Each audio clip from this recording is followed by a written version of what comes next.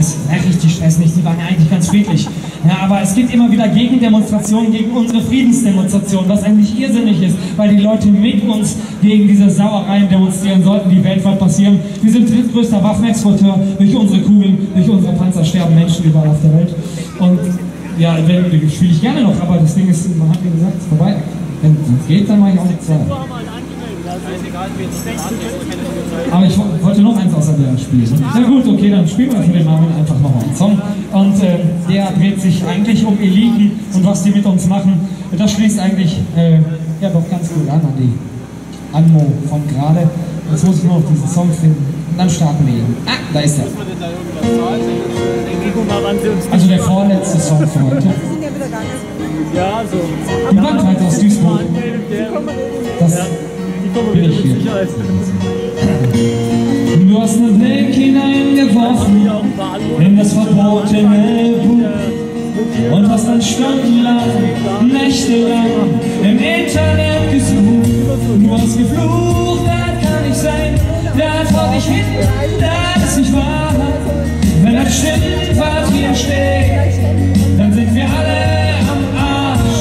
Die Matrix ist Realität, sie ist Realität, auch wenn er sie nicht sieht. Wir hängen an den gleichen Schläuchen und der Fernseher spricht, zeigt uns schwarz und zeigt uns weiß, doch was wahr ist, zeigt er uns nicht. Wir gehen auf in Hass und Angst, folgen falschen Phantom, weil nur hier eine zweite Menschheit für die Loge sich lohnt. Es scheint, als thront irgendwo hier eine heimliche Zunft, stets im Kampf um den Profit und gegen die Vernunft. Sie stutzt die Geister zurecht, sodass sie keiner mehr schreit. Die Herrschaft manifestiert, so wie Orwell verschreit. Die Matrix ist Realität, sie ist Realität, auch wenn er sie nicht sieht. Die Matrix ist Realität, die Matrix ist Realität, sie ist Realität, auch wenn er sie nicht sieht.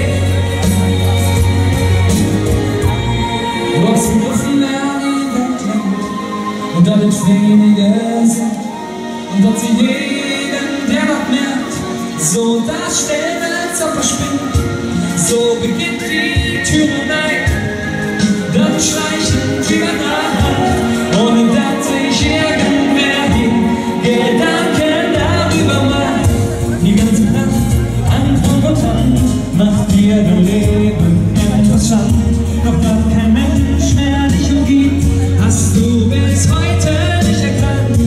Sie zersetzen und sie spalten unseren Zusammenhalt und verurteilt die Faust in der Tasche geballt. Die Matrix ist Realität, sie ist Realität.